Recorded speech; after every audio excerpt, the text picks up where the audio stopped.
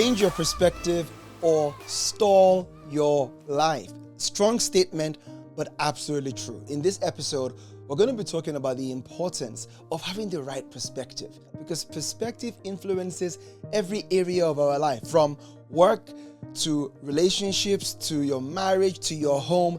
Perspective changes everything. The perspective you have and the way you choose to see things determines the quality of our days and ultimately our lives. This session was inspired by an experience with my son. One Saturday, we went to football. He's all of 20 months and I'm getting him into football already. Not that I'm a big football person. And when we came back from football, in the car, my bad attitude had already started. The car was a mess. Doesn't matter how many times I say to my wonderful wife, no eating in the car, it gets messy one way or the other. And then I come into the house and my son obviously is being a baby and the whole house was upside down and I was upset. And I say to my wife, I'm going to get out, I'm going to go wash the car. Not that I was particularly interested in washing the car. I just wanted to get out of the house. And I'm at the car wash, I'm reading a good book by Chris Hodges called Fresh Air. And then I begin to have a conversation with my father. And I'm explaining and complaining about the mess of my house and I'm tired of it and it's so frustrating. And my father asks me a question. He says, "Can you remember what your house was like before you had your son?" And I said, "Of course I can remember. It was a lot more pristine. And if I leave something there, it's going to be there. I won't be looking and wondering what happened to the battery in the remote control." And then he said to me, "So are you telling me you want that pristine house with no son versus a messy house with a son?" Okay. Then it dawned on me and I thought to myself, and immediately all the pain of waiting 12 years to have my beautiful son, the medical interventions, the money spent, all the agony, to be very honest, I began to think to myself, what am I doing? Why am I allowing a messy house and that frustration rob me of the joy of having a beautiful, wonderful son that I won't trade that experience for anything? All of a sudden, I was desperate to go back to my house and just hug my son. I continue reading my book, and the next bit is Chris Hodges talking about his father-in-law and how he had the best attitude of anybody he ever met. And when he was diagnosed with cancer, he still had a joy for life and a zeal to live the rest of his days with passion. And then he shared this quote that his father-in-law gave them as he was teaching them one day. And the quote was, "The more you dread tomorrow, the more you lose today." Wow. How many of us are losing today and dreading tomorrow because of a bad perspective, just like I was doing, losing the joy of having my son, losing the experiences of the moment because I was focusing on the wrong things and frustrations of a mess that can always be cleared up. Perspective is key. Perspective determines whether or not we maximize now or we resist the benefits that today has to offer. One example that really helps us understand the importance of perspective is Viktor Frankl. This was a survivor from the Holocaust. He was in Auschwitz camp. And no matter what you're going through in life, I've come to realize that what the Jews went through in Holocaust and when you read the horror stories that they went through, nothing, absolutely nothing compares to those experiences. And he, in his book, Man's Search for Meaning, explains the difference between the prisoners of war who survived and came out stronger versus the ones who didn't. And he simply said it was the decision to find meaning even in the most dire circumstances. He says you can take everything from a man, you can take literally his dignity, everything away from him as they did to them as prisoners. But it says you can't take his attitude and the decision he makes to interpret his events the way he wants to interpret his events. And Viktor Frankl did something amazing. He used to take notes of the differences in psychology between some prisoners versus others, and whatever scraps of paper he could find and whatever he could write with, he would be making notes for the lectures he was going to give when he came out of being a prisoner. Perspective is key. So there are three perspectives that I think we need to change if we're going to maximize our life. Let me give you a good example. Firstly, there was a man who had a pair of shoes, and one day he was complaining incessantly about how he only had one pair of shoes and they were all worn out, and he was really frustrated and life is not fair. And then someone whose feet had been amputated looked at him and said, I would give anything to be able to wear your shoes. And all of a sudden, the man who had one pair of shoes, complete perspective change, thought to himself, wait a second, I'm complaining about having one pair of shoes that are worn out, and there's somebody here who doesn't even have the privilege of wearing shoes, and he would wear any shoes that you give him. So the first area that you really have to change perspective is your life situation. And there, in the example of my son, or in the example of this man in poverty with one pair of shoes, there are situations in your life that if you will just begin to look at differently and change your perspective, all of a sudden they are going to change. And that change is you begin to focus on the joy of what you have rather than the imperfections that come with what you have. It's amazing, isn't it? Anything that you have in life, you're married. I'm married to a beautiful woman. I can either focus on the joy of being married to my wife, Vona, or I can focus on the imperfections that come with it. I love the way Rick Warren put it. He put it as, you are blessed and burdened at the same time. And that's the reality of our situations. And so the imperfections are not going to go away. It's your choice to change your perspective. The other area that I think we need to change our perspective on to maximize where we are is the roles that we have, what we do for a living, work. We spend so much time at work, whether you have a job or you're an entrepreneur, whatever it is, work takes a lot of our time. And I'm reminded about the story of 3 bricklayers. There was one who was whistling and had a spring in his step, a smile, was singing as he was doing his job, and someone goes to one of those bricklayers and says, "What are you doing?" And this bricklayer said, "Hey, I'm just laying bricks." He asked another one, "What are you doing?" And he says, "I'm building a wall." And then he asked this guy who was singing and whistling and acting with swift action, and he says, "What are you doing?" And he says, "Boy, oh boy, I am building a cathedral." 3 people doing exactly the same thing, but one's perspective is that he's building a cathedral that is going to last for generations, and that influences his attitude in the moment. There's a hotel cleaner that said, "No, I'm not just cleaning rooms. No, I'm creating a welcoming environment that will give people a break."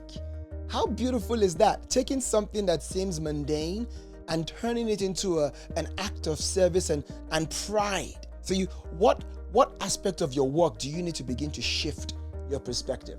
And then the third area I think we need to look at when it comes to shifting our perspective is relationships. I love to say this story of my wife and I. So my wife and I met in university, 3rd day of uni, and we became very good friends quickly.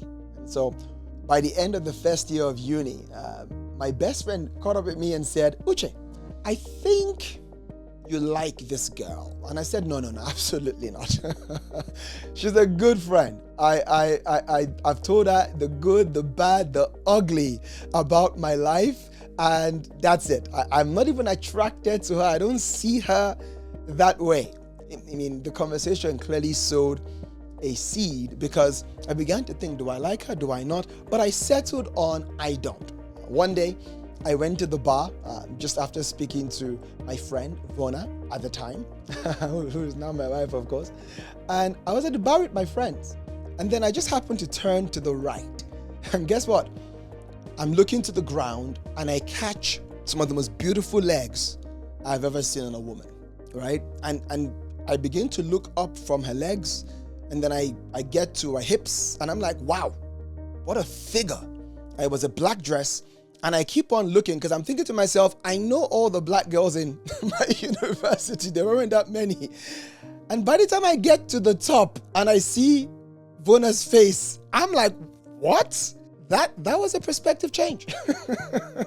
That took her from being a really good friend to a really good friend who I wanted to date and potentially spend the rest of my life with. I love to share that story, jokingly, but the truth is, if I didn't change that perspective, I wouldn't have the joy of having Vona as my wife. And that's next to giving my life to Jesus. That's the best decision I've made in my life. So these 3 areas you need to look at and begin to change your perspective so that you can truly move forward. But there's a very important question though. Why do we struggle with changing our perspective? One key reason is we like to remain in our comfort zone. That's it. We love the familiar. And there's only one guarantee if you remain in your comfort zone. You're going to stagnate and eventually die, right? Like nothing grows in the comfort zone. All growth happens because you step out of your comfort zone. I love the story of the frog. And the idea of the frog is, if you take a frog and you throw the frog into a hot water, it literally is going to land and bounce off, right? Because it's hot water. But take that same frog, put it in nice kind of lukewarm water, and turn up the heat and let the water begin to boil gradually. And what does the frog do? The frog begins to acclimatize to the hotter and hotter water, and it acclimatizes to the point where it is boiled alive and it dies. And that's what we do when we remain in our comfort zone. But let me be fair to you and to me. It's not that we want to remain in our comfort zone. I mean, we are logical people. We're not stupid. If we know that we need to make this change and it's going to give us a better life, then logically we will make that change. But something happens and we still don't make that change. And this is it. A lot of research has shown that one of the reasons we don't make the change we need to make is loss. Yeah. We are resisting not so much the change, but we are resisting the loss that comes with that change, right? And there are 3 things that if you're going to change, firstly, you have to accept, okay, this is what I can take from the current situation or where I find myself. Then you agree and accept that I'm going to lose this. And then there's the potential to embrace the new. So later on in a different episode, I'm going to go deep into why we don't change and how we need to identify the loss that comes with the change we are resisting and how we can embrace that loss and embrace the new. But begin to think about it for yourself and you would see that it's not so much resisting change, but rather avoiding loss. The other reason we struggle with changing our perspective is we are attached to the narrative that we tell ourselves. All of us have stories that we tell ourselves, identities, and that through which we interpret the events of our lives. And those identities are so ingrained in us that to change it or to challenge it means like we are not being authentic to ourselves. And it's really true. If I give you a simple example, I grew up in Nigeria. And in Nigeria, it's a culture that is really big on honor and respect. And so I was brought up to be a respecting and honoring son. And in Nigeria, you don't speak back to your elders, people who are older than you. And we're not talking about much older. Somebody could be 5 years older than you, and you're not going to be speaking back at them. And so if you are in the room with older people, you generally tend to keep quiet. I mean, that's how we were raised back in the day. Now, I come to the UK and I joined the workforce after university, all of age 22. And I'm now expected all of a sudden to be in meetings and challenge people who are considerably older, put my voice in the room, ask questions, give an opinion. I couldn't. I mean, I wasn't even addressing my MD, managing director of my team, by his first name. I used to say sir, because that's how I was brought up. Now, that identity of wanting to be respectful, honoring, and a good son, representing not just me, but also my house, I had to adjust it if I was going to succeed and thrive in the United Kingdom and working in an environment where everybody has a voice, everybody should speak up. And I find this of even leaders, diverse leaders, women, ethnic minorities. It's one of the big key areas of challenge, helping them find their voice and using it. The last reason I think we struggle with change is social influence. I love the saying that says, in the kingdom of the blind, the one-eyed man is king. Right, yeah, because he has one eye, but at least he can see something and provide some direction. Now, where you are and the closest people to you really influence how you see the world. And it's not to say that all of a sudden you want to stop those relationships. Absolutely not. These are people you love. It just means, though, that you have to put yourself in circles different from what you are used to, just to see the world differently, to see what is possible. Recently, I reconnected with someone I consider a mentor. I was at a gala and we reconnected, and then shortly after we had dinner. And I would always describe myself as somebody who thinks big, somebody who believes all things are possible if I put my mind to it. And I might have that belief that all things are possible if I put my mind to it. The truth, though, is big is relative. And as I was speaking to him, I thought to myself, oh my God, this guy is, his possibility mindset is mind-blowing. I realized how small I was thinking. And so my thinking big was relative to the people I'm around with most of the time. And when I put myself outside of my usual circles, I began to see how small I was thinking. And he gave me a story that really shifted things for me. In Nigeria, growing up, we were disciplined if we were naughty. And I think that's, okay, within reason. And so he said, Uche, you know what it's like when you were growing up in Nigeria and you get disciplined with a cane because you were really naughty. I said, of course, I remember that. We were flogged sometimes. And he said, most people, when they are being flogged, not just growing up, but now being flogged in life, he was using an analogy. When they are being flogged in life with some cane or the other, they think about how to run away from the flogging. They think about how to protect themselves as best as possible from the bats of their body that is being flogged or hit by the cane. He says, I don't think that way. I think about how to catch the cane and break it, because you can't flog me with a broken cane. And I thought, wow. And he said, so when I was in investment banking and I was an associate and, it was long hours and weekends I'm working, you rarely have any family time and things like that.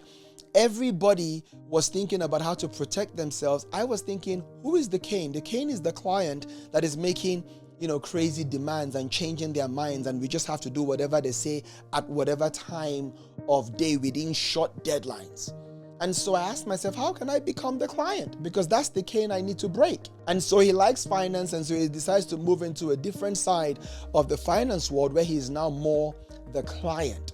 And then he says, but to get to that side of being the client, I had to spend more time with the clients. And so because of that perspective, he looked at all the opportunities that were available to him, right? And he said, well, this particular team I'm currently in, I'm not going to go to any client meetings. There are many associates in this team. There are many sort of VPs, directors, MDs, so no chance of me going to meetings. If I want to meet with the clients, I'm going to have to find a team where maybe there's one MD, one director, and I'm an associate there. That means I'm going to work super hard. Yes. It also means that I'm going to, get a lot of exposure. And I'm going to have the opportunity to go to meetings. And that's exactly what happened. And the rest, as they say, is history, because he was able to move to the client side and he's like super successful now. So change the social circle that you are, not to remove those relationships, but just get exposure to new circles that help you change your perspective and challenge the current perspective that you have. So let's begin to bring this to an end. How do you change your perspective? I want to give you, 2 or 3 quick ideas. Number 1, you need to ask really insightful questions. Right? Your questions you ask open up your mind. Ask a question. What am I missing here? Right? How might someone else see this? It's another good question to ask. What might I appreciate about this situation if I looked at it differently? The questions you ask determine the answers that you get and the perspective that you are able to step into. Another thing that I think we should all do is from a guy called W.M. Clement Stone. It's a guy that died a long time ago. But he described himself as an inverse paranoid. And that is, he always asked the question, particularly in difficult situations. He asked the question, what is the opportunity that exists in this for me? Not complaining about life, not woe is me. In every situation, there's an opportunity. And in the Chinese language, I understand there's no symbol for danger. The only symbol that comes close is dangerous opportunity. So ask the right questions, become an inverse paranoid, and then look for people who have been through similar experiences and ask yourself, how did they solve the problem? How did they see the situation? How did they use the same situation that you're complaining about now as a stepping stone to move forward? And I already shared the example of my mentor. So you need to seek outside perspective. In that situation with my dad, the game changer for me was his question about, would you prefer a son with a mess or still being childless and a pristine home?